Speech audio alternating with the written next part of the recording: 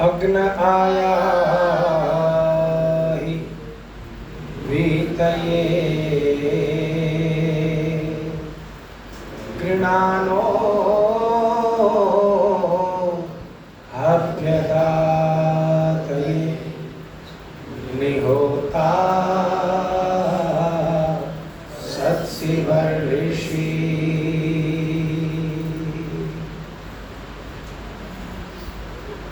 सब मिल करके बोलेंगे।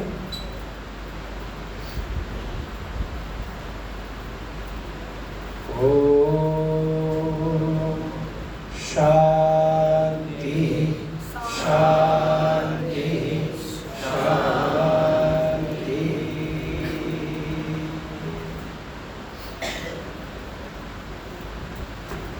कठोपनिषद का एक संदर्भ चल रहा है। इसमें आचार्य यम कहता है कि ज्ञान की अग्नि को अपनी बुद्धि में 3 प्रकार से तू चयन कर ले। कितने प्रकार से चयन कर ले? 3 प्रकार से। कहते हैं जैसे कोई मकान बनाता है तो उसका निर्माता क्या करता है? एक एक ईंट को चुनता है। जैसे किसी और चीज का कोई निर्माण करता है, बड़ी सावधानी से बड़ी बारीकी से करता है। कहते हैं बेटा एक ऐसा मार्ग है जिस पर चलने से तेरा जीवन बटेगा। अगर तू उसको न समझ पाया, न उस पर चल पाया, न उसका अनुष्ठान कर पाया, तो फिर तेरा जीवन जो है वो केवल पशुवत ही रह जाएगा। इसलिए उपनिषद का ऋषि कहता है, आचार्य यम नचिकेता को समझाता है कि नचिकेता सबसे प्रमुख अग्नि अगर दुनिया के अंदर कोई है तो वो ज्ञान की बोलो अग्नि है। ज्ञान की अग्नि होती है तो जीवन का अंधेरा मिटता है। ज्ञान की अग्नि ना हो, ज्ञान का प्रकाश ना हो तो कितना भी प्रयत्न कीजिए, कितनी भी लाइटें जलाइए, लेकिन लाइटों में भी आप अंधेरे में ही बोलो बैठे रहते हैं। ये करिश्मा जो है करता है ज्ञान, और आर्ष ग्रंथों का ज्ञान जो है ना, इस करिश्मे को और भी जो है आपको ऊंचाइयों पर ले जाता है। लेकिन कहते हैं कि इस ज्ञान को तू कैसे बढ़ाएगा? अभी आपने हवन किया तो हवन में घी की आहुति दी, जैसे जैसे आहुति दी वैसे वैसे अग्नि बोलो प्रचंड होती गई। इसमें आहुति कौन देगा?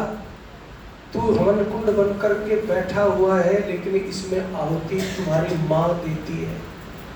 और सबसे बड़ी बात यह है कि उस आहुति को स्वीकार करने के लिए तुम्हें बोलो तैयार होना पड़ता है। अगर अपनी माँ के संदर्भ से, अपनी माँ के संकल्प से जो है संपर्क से इस अग्नि को तू प्रचंड कर सकता है।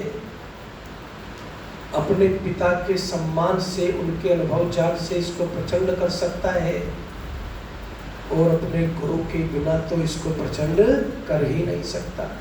तो कहते हैं तीनों के संपर्क से, इसलिए कहते हैं कि 3 अग्नि है।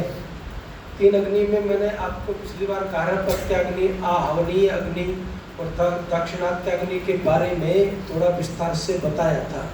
तो कहते हैं कि तीनों के संपर्क से, और दूसरा फिर एक बात और कही, वेद स्मृति और शिष्ट पुरुषों से संबंध स्थापित करके भी इस ज्ञान की अग्नि को बोलो बढ़ा सकता है। किससे संबंध स्थापित करना है जी? वेद से। किससे करना है? हाँ, थोड़ा जागते रहा करो।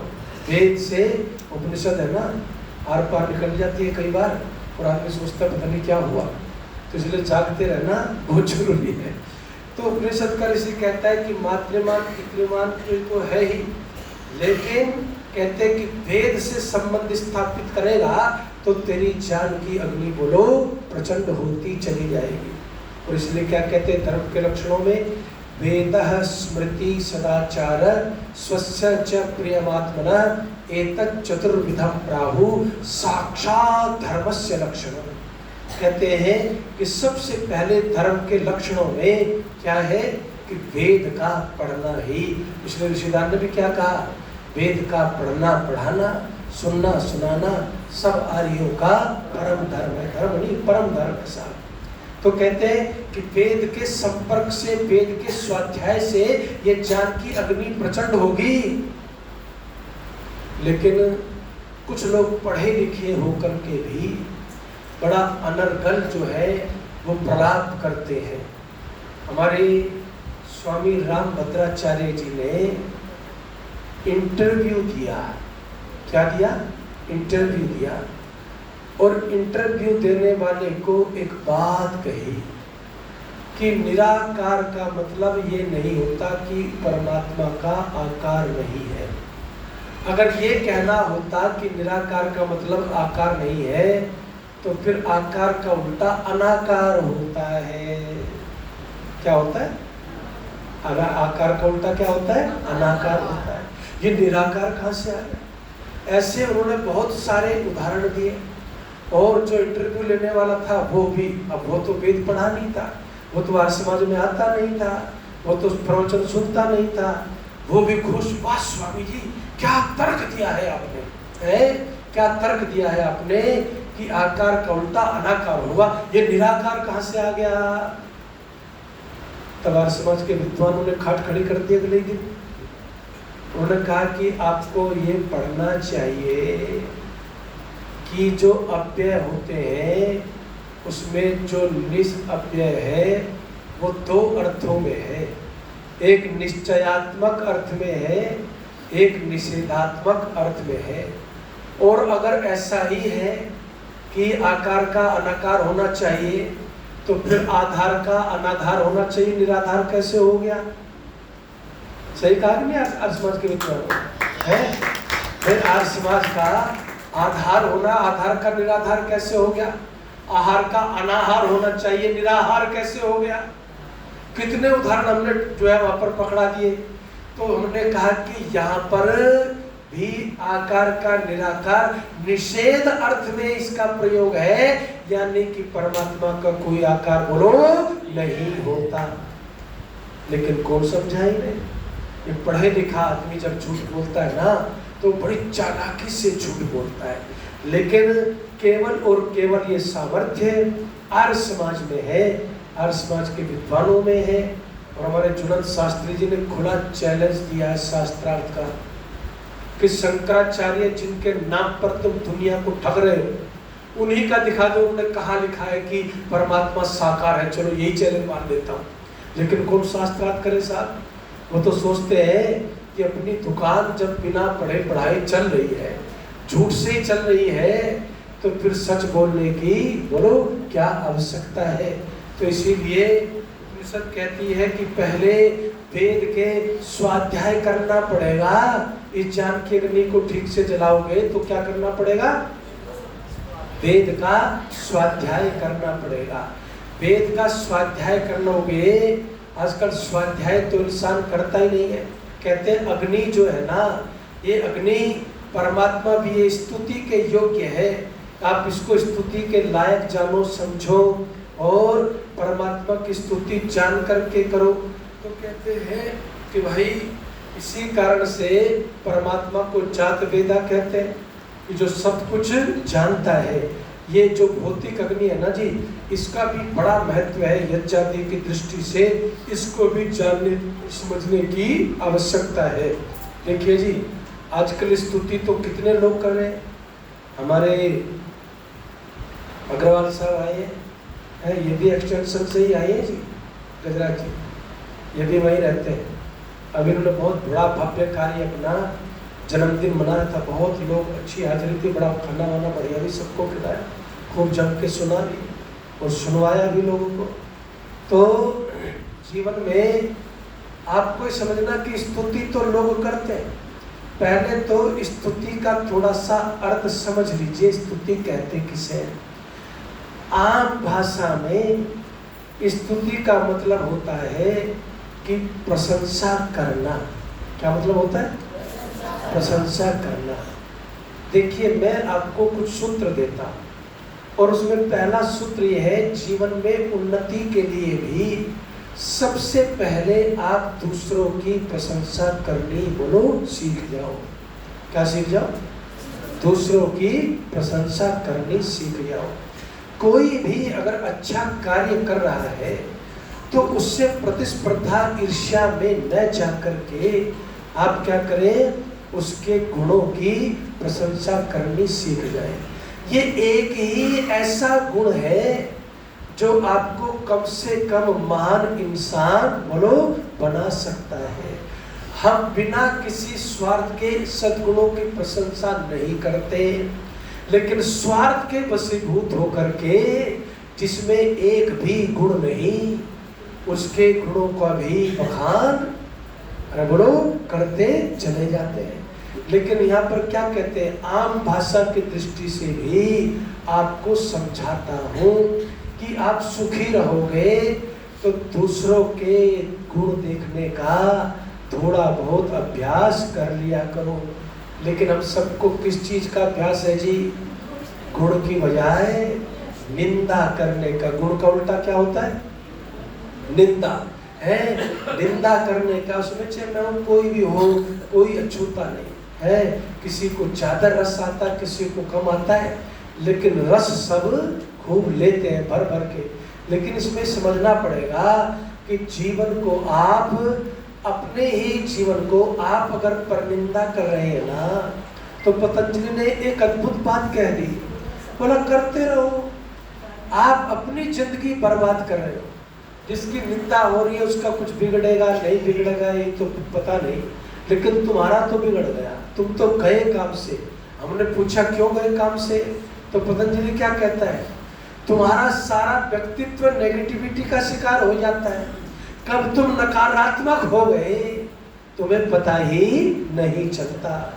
तो कबीर क्या कहता है, शब्द शब्द सब कहे है, शब्द के हाथ न पाओ। क्या करते हैं? शब्द के हाथ न पाओ। एक शब्द औषध करे, एक शब्द दे घाव। भाई शब्दों का बड़ा खेल है, इसको समझिए, थोड़ा बहुत इस वाणी को भी साधिए और अपने आम भाषा में पर प्रशंसा करना, दूसरों के गुणों को देखने का थोड़ा बहुत अभ्यास जीवन में बना लीजिए। अब स्तुति कितने महानता से हम करते हैं उसको थोड़ा सा समझा देता हूँ इसी संदर्भ में। कहते हैं कि आजकल के स्तुति वाले लोग कैसे हैं, जिसकी स्तुति करनी चाहिए जैसे करनी चाहिए वैसे न करते, जिसकी नहीं करनी चाहिए उसकी करते उल्टी करते हैं। कहते हैं कि एक प्रथम श्रेणी एक ऐसी है जो गुणों में दोषों का आरोपण करती है। गुणों में, अरे बोलो बात समझ में आ रही है ना? गुणों में, गुणों से गुणेषु दोषारोपणम स्तुति, कि गुणों में दोषों का आरोपण करती है, वो स्तुति करते हैं। ऐसे लोग भी हैं। अब आप कहेंगे जी ऐसे कौन लोग हैं, तो सुन लो। जो कृष्ण के तथा कथित भक्त हैं। कैसे हैं बोलो? तथा कथित भक्त हैं और उनकी स्तुति करते हैं। स्तुति करते हैं तो विष्णु सहस्त्र नाम भी पढ़ते हैं, कृष्ण की तस्वीर लगा करके रखते हैं, उनको विष्णु का अवतार मानते हैं। और क्या कहते हैं, चोर जार शिरोमणि। क्या कह दिया कटपाले जी? चोर जार शिरोमणि। अब तक गुणी आदमी में दोषारोपण कर दिया कि नहीं कर दिया? ये स्तुति कितनी भयंकर कर रहे हैं आप, है? ऋषि दयानंद को सबसे ज्यादा पीड़ा इस बात की है कि योगेश्वर कृष्ण, जिन्होंने कभी किसी परस्त्री को छुआ तक नहीं, जिन्होंने एक संतान प्राप्ति के लिए पूरा तन्मय होकर के गृहस्थ जीवन संयम से बिताया, जिनके कालखंड में, जिनके जीवन में कोई राधा नाम की स्त्री कभी आई ही नहीं, और लोग क्या कहते हैं, ये होंगे कन्हैया, होंगे कृष्ण, ये राधा के यहाँ पानी भरते हैं, झाड़ू मारते हैं। क्या करते हैं जी? झाड़ू मारते हैं, वो हारते हैं। कितने गाने आपको मिल जाएंगे। तो हमने क्या कर दिया, गुणों में दोषों का आरोपण कर दिया, उसका परिणाम भुगतना पड़ता है। अभी टीवी पर बहस हो रही थी, मेरे नया पुराना तो नहीं पता, पर मैंने फेसबुक पर देखा, तो उसने कहा क्यों बकवास करते हो। पंडित जी से कहा तुम्हारे कृष्ण की तो 16-16 हजार रानियां थी, हैं, हमारे मोहम्मद की 2-4 में रो रहे हो, हैं। तो पंडित जी को उत्तर तो सूझा नहीं, बस दे चाटे वहीं पर टीवी वाले ने मुश्किल से संभाला। आप जब खुद ही दुष्प्रचार करेंगे, खुद ही जो है गुणों में दोषों का आरोपण कर देंगे, तो उसका दुष्परिणाम तो इस रूप में सामने आएगा कि नहीं आएगा। यह युवा पीढ़ी भी क्या कहती है, और हमारे देश का कोर्ट भी कुछ, भगवान जाने माशाल्लाह, कोर्ट भी कहता है कि कृष्ण तो खुद लिव इन रिलेशनशिप में रहते थे। अरे आप पढ़िए चरित्र, एक दिन मैं आपको सुनाऊंगा जो महाभारत में लिखा है। तो खैर मैं तो संदर्भवश आपको बात समझाने के लिए कहा। ऋषि दयानंद इतने बड़े परमात्मा के भक्त, लेकिन क्या कर दिया, कहा कि ये तो परमात्मा को ही नहीं मानता जी, ये तो ईश्वर का भक्त ही नहीं है, ईश्वर निंदक है, ये तो धर्म को ही नहीं मानता। जिस व्यक्ति ने, जिस महर्षि ने सबसे ज्यादा स्पष्ट शब्दों में अर्वाचीन भारत में हमें धर्म को समझाया कि धर्म कहते किसको है। हम तो तिलक को धर्म समझे बैठे थे, हम तो जटाओं को धर्म समझे बैठे थे, हम तो जो है त्रिपुंडों को धर्म समझे बैठे, मूर्तियों को धर्म समझे बैठे। तब ऋषि ने कहा पवित्र आचरण का नाम, सत्य के अनुष्ठान का नाम धर्म है। उसी को कहते हैं कि ये तो धर्म को ही नहीं मानता। क्या कर दिया हमने, गुणों में दोष ढूंढ दिए साहब, और मास्टर है इसमें हमारे लोग, और विशेषकर पौराणिक इसमें मास्टर है साहब। लेकिन चलिए आगे चलता हूँ। आगे फिर क्या है, आगे फिर एक स्थिति और है।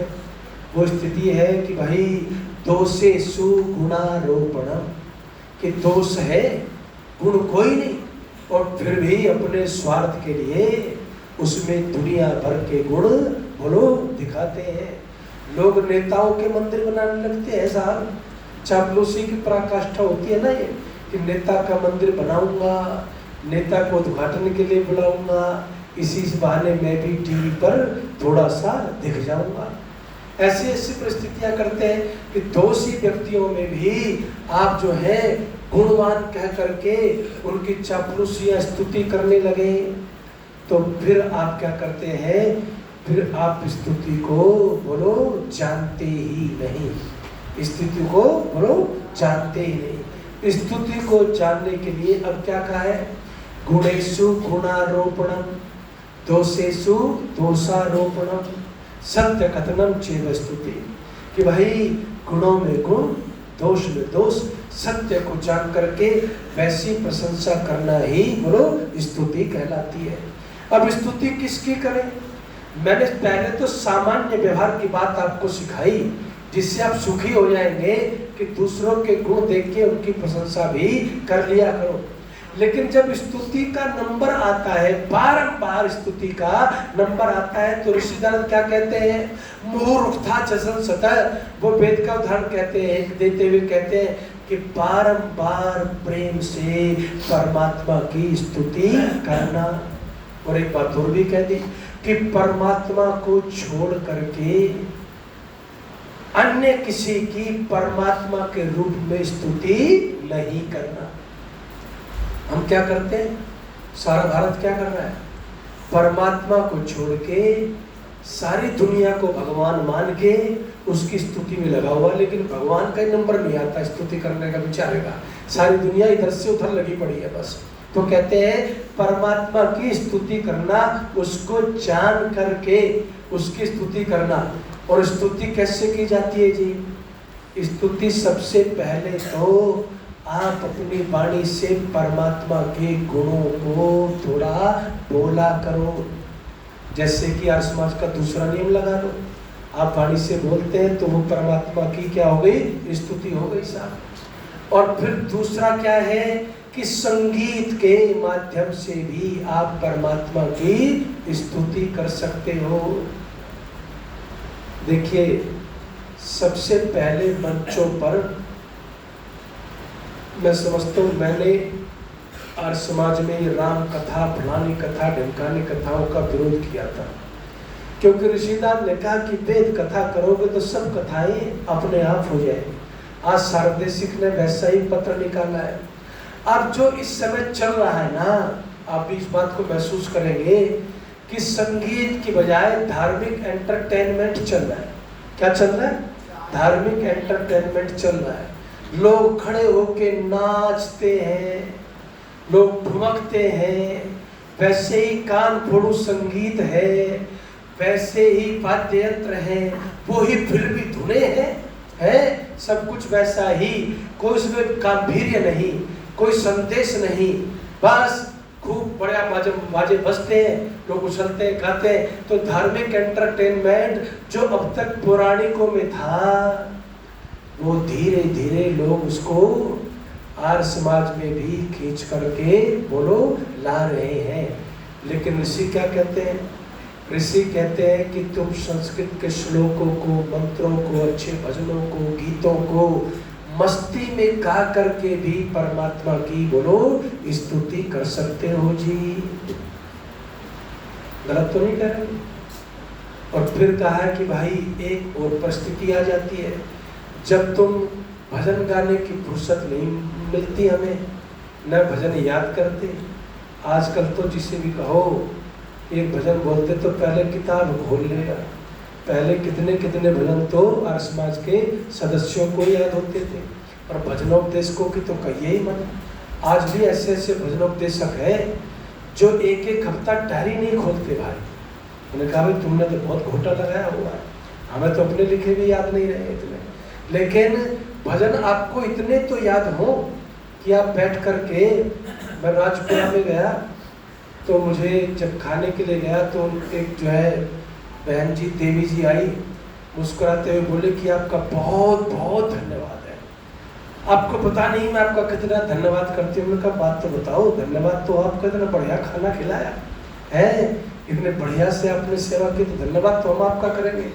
बड़े धन्यवाद इसलिए है कि मेरे पति ने कभी आज तक बाथरूम में भी गाना नहीं गाया था है। लेकिन ये जो आपकी प्रार्थना है ना, यूं ही जीवन गंवाने से क्या फायदा। ये बैठ के रोज 1 घंटा आधा घंटा इसी को बैठ के छत पे रोज गाते हैं एकांत में। मैंने भी जाके सुना है क्या करते हैं, तो चुपचाप सुन के नीचे आ गई कि इनको डिस्टर्ब न किया जाए। तो आप कोई भी सुन सकते हैं जिसमें परमात्मा की सही ढंग से स्तुति हो, अपना कोई गीत लिख सकते हैं। अरे करो तो सही, थोड़ा वक्त तो निकालो। और फिर उसमें थोड़ी मस्ती आती है। फिर कहा अब वाणी संगीत को भी छोड़ो, अपने मन में जब परमात्मा की स्तुति करने लगते हो ना, तब सही अर्थों में परमात्मा के प्रिय पात्र बोलो बन जाते हो साहब। तब सही अर्थों में प्रिय पात्र बन जाते हो। अब ऋषिदान ने क्या कहा, यहाँ पर मैं ऋषि का ख्याल होता हूँ, ये परिभाषा दुनिया में ऋषि दानव के अलावा आपको कोई नहीं दे सकता। कहता है बेटा बोल के न रह जाना, ईश्वर तू आनंदमय है, ईश्वर तू सुख में है। आप जानते हो ना कि परमात्मा सगुण भी है। एक आदमी ने पूछा भी, आप तो बड़े उलझाते हैं, अब परमात्मा निर्गुण भी है सगुण भी है, कैसे करें? मैंने कहा दोनों तरह से कर ले। निर्गुण ऐसे है कि अपाप विद्धम, पाप से रहित है तो निर्गुण हो गया, दया से युक्त है तो सगुण हो गया। तो मैंने कहा दया भी चाहिए और शुद्धता भी चाहिए। तो परमात्मा सगुण निर्गुण दोनों है, तुम जो है उसकी उपासना दोनों ढंग से करो। लेकिन ऋषि ने क्या कहा, अगर वाणी से बोल कर रह गया तो स्तुति घटी नहीं जीवन में। स्तुति कब घटेगी? तब रोम रोम रोमांचित होता है। तो कहते हैं कि बेटा जब तू कहता ना कि परमात्मा तू सर्वाधार है, तब ये देखना, मन में सोचना कि परमात्मा तो सर्वाधार है। मैंने भी आज तक कभी किसी की मदद का हाथ थामा है कि नहीं थामा है? और अगर नहीं थामा तो तेरा सर्वाधार कह करके स्तुति करना निरर्थक हो गया, क्योंकि वो स्तुति तेरे जीवन में बोलो उतरी ही नहीं। जब तुम कहते हो परमात्मा तुम दयालु हो, तो फिर क्या कहते ऋषि? फिर सोचना कि परमात्मा तुम तो दयालु हो, कुछ दया मेरे अंदर भी तो पैदा करो। मैं तो बिल्कुल दयाहीन जो है कठोर व्यक्ति, कठोर जीवन जी रहा हूं, कुछ करुणा मेरे अंदर भी तो भर दो। तब ऋषि दानव कहते हैं जब तुम उस दयालु से दया मांगोगे तो फिर स्तुति तुम्हारे रोम रोम में बोलो उतरती चली जाएगी साहब, तुम्हारे सारे जीवन को बदल करके रख देगी। कभी ऐसे स्तुति की आपने? ये दे दे, वो दे दे, फलाना दे दे, यही गाते रहे। अरे दयालु है तो दया दे दे, बस करुणा मेरे हृदय में भर दे। तू दान देता है मेरे हृदय में भर दे, दूसरों की सहायता का भाव। जिस दिन ये कह के स्तुति करोगे, उस दिन स्तुति तुम्हारे जीवन को परिवर्तित कर देगी। तो कहते हैं नचिकेता ये अग्नि सामान्य नहीं है। ज्ञान की अग्नि से उस परम अग्नि तक पहुंचेगा, अपार सुख को बोलो तो सही प्राप्त करेगा। कैसे प्राप्त करेगा और जानना है तो अगले सप्ताह। कभी कभी मैं गलती से किसी को टाइम में पता नहीं होता कि समझे आज कोई आदमी वेट कर रहा है 9 बजे से ही, मैं कहा देख भाई ये बात सही कि मैंने तुझे हाँ की थी, लेकिन आज तो संडे है, मैं 10:15 बजे से पहले नहीं आऊँगा। बोला ठीक है जी 10:15 बजे आ जाओ। तो अब मैं आपसे लूँगा इजाज़त और आगे एक आध भजन, लेकिन भजन से पहले एक फिर से निवेदन। बहुत भव्य स्मारिका हम निकाल रहे हैं, 151 कुंड इस बार आखिरी दिन केवल यज्ञ के लिए ज़्यादा समर्पित रहेगा। शोभा यात्रा में निकाल रहे हैं और उसका प्रचार, कल मैं गया था पार्क में कार्यक्रम था, भारी भीड़ थी वसुंधरा, और सबको डेट लिखवा दी है कि भाई 50 आदमी आकर के सुबह ही 8 बजे हवन कुंडों पर बैठ जाएंगे। उसका प्रचार अभी से शुरू कर दिया है और कितने इससे संदर्भित में कितने जो है कितने और कार्यों की योजना बन गई है। लोगों को दीक्षा भी दी जाएगी वानप्रस्थ की, संन्यास की, जो आप लोगों में से कोई चाहे उसके लिए भी अवसर बनेगा। बहुत अद्भुत ढंग से ये सारा कार्यक्रम होगा और स्मारिका भी बहुत ही बड़े स्तर पर निकल रही है। तो कृपया आप सब अपनी तारीखें नोट कर लें, उसके प्रचार प्रसार में जुट जाएं। हमारा जो आर्य समाज के 150 वर्ष हुए, उसी के लिए यह कार्यक्रम आर्य समाज नोएडा अपना वार्षिकोत्सव 5 दिवसीय उसी संदर्भ में मना रहा है। आप सबका बहुत बहुत धन्यवाद।